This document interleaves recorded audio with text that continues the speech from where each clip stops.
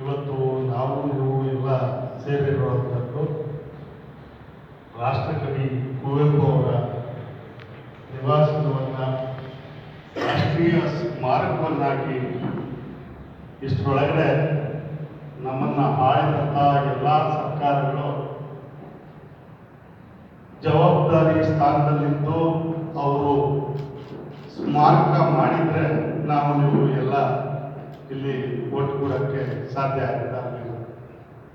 ಅವರು ಮಾಡಲಿಲ್ಲ ಅಂತ ಹೇಳಿ ಈಗ ನಾವು ನೀವೆಲ್ಲ ಒಟ್ಟುಗೂಡಕ್ಕೆ ಒಂದು ಅವಕಾಶ ಕಲ್ಪಿಸಿಕೊಟ್ಟಿದ್ದಕ್ಕೆ ರಾಜ್ಯ ಸರ್ಕಾರಕ್ಕೆ ನಾವು ಅಭಿನಂದನೆ ಸಲ್ಲಿಸಬೇಕು. ಒಂದು ಕಡೆ ವಿಷಾದನೂ ವ್ಯಕ್ತಪಡಿಸಬೇಕು. ಈ ಸ್ಮಾರಕ ಎಷ್ಟು ಅವಶ್ಯಕತೆ ಇದೆ ಅನ್ನೋಂಥದ್ದು ನಮ್ಮನ್ನ ಆಳುವಂತ ಸರ್ಕಾರಕ್ಕೆ ತಿಳಿಲಿಲ್ವಾ ಅನ್ನೋಂಥ ಭಾವನೆ ಇವತ್ತು ನಾಗರಿಕರಲ್ಲಿ ನಾವು ಅಲ್ಲಿ ಇಲ್ಲಿ ಮಾತಾಡೋದನ್ನ ನೋಡ್ತಾ ಇದ್ದೇವೆ. ಮತ್ತು ಕನ್ನಡದ ಸಂಘಟನೆಗಳು ಏನ್ ಮಾಡ್ತಾ ಇದೆ ಅನ್ನೋಂಥದ್ದು ಕೂಡ ಸಾರ್ವಜನಿಕವಾಗಿ ಪ್ರಶ್ನೆ ಮಾಡ್ತಾರೆ. ಅದಕ್ಕೋಸ್ಕರ ಇವತ್ತು ಕನ್ನಡದ ಸಂಘಟನೆಗಳು, ಸಾಹಿತಿಗಳು, ಚಿಂತಕರು, ವಿಮರ್ಶಕರು ಎಲ್ಲ ಒಟ್ಟುಗೂಡಿ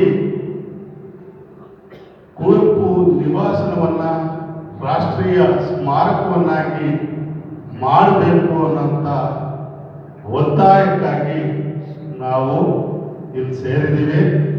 ಆ ಮೂಲಕ ಒಂದು ರಾಜ್ಯಕ್ಕೂ ಕೂಡ, ರಾಜ್ಯ ಸರ್ಕಾರಕ್ಕೂ ಕೂಡ ಇಲ್ಲೊಂದು ಪ್ರಣಾಳಿಕೆಯನ್ನ ತಯಾರು ಮಾಡಿ ಅದನ್ನ ಸರ್ಕಾರಕ್ಕೆ, ರಾಜ್ಯಪಾಲರಿಗೆ